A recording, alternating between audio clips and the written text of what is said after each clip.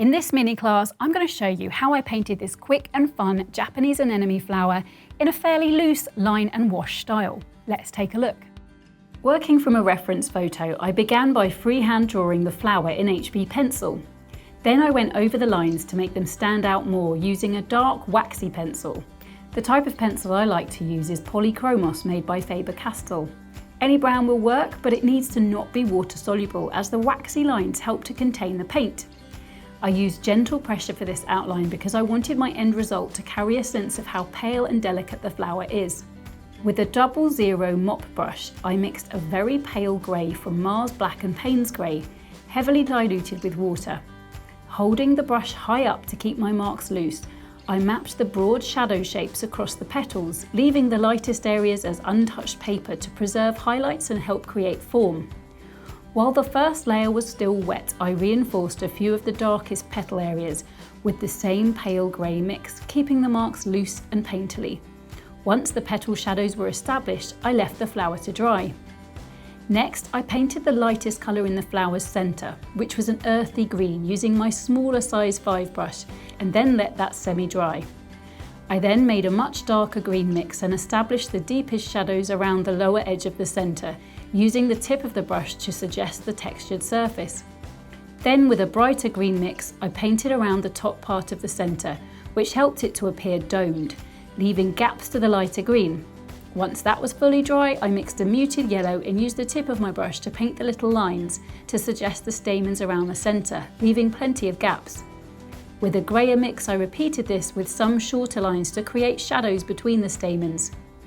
For the little anther details, I mixed a warm orange and applied this to all of them.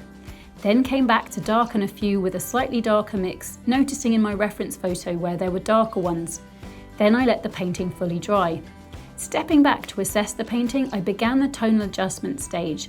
I introduced a subtle purpley colour into the petal shadows, enhancing the flower's warmth and character whilst keeping the handling loose. Returning to the pale grey mix, I gently strengthened selected shadow shapes and folds within the petals. I didn't want to overdo things and darken too much, so I kept a loose light touch and watery paint to help preserve the light airy feel of the flower. Watercolours often appear duller when they dry, so I could now see that I wanted to revisit the flower centre and bring back its glow by adding more orange to the anther and yellows to the stamens. I brought just a little of this sunshiny hue to a few areas of the white petals. With my smaller brush, I darkened the darkest part of the centre a touch more, and then with a watery grey, I set about subtly darkening any shadows to increase the sense of form. I was still holding the brush high up in the handle and kept my marks loose to maintain the simplified style. I let the painting dry, then came back to revisit the coloured pencil line work. Using light pressure and with the side of the tip, I subtly strengthened a few selected outlines to the petals, extending onto the paper in some areas to emphasise the sketch-like character of the piece. Around the centre, I used a firmer pressure to create bolder lines and extra definition. I made a final colour adjustment to the flower centre, brightening a few areas with fresh Windsor lemon and transparent orange.